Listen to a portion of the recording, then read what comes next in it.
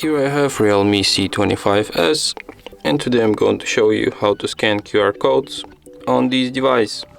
So firstly you have to open camera, then tap on this icon here, tap open camera, while using the app, hello, and now let's try to scan, for example, this QR code. And now you just have to and as you can see, this page being encoded this QR code. You can visit this website, and that's what it is. That's how you can scan QR codes. And that's it. Thanks for watching. If you find this tutorial useful, don't forget to hit that like button and subscribe to our channel.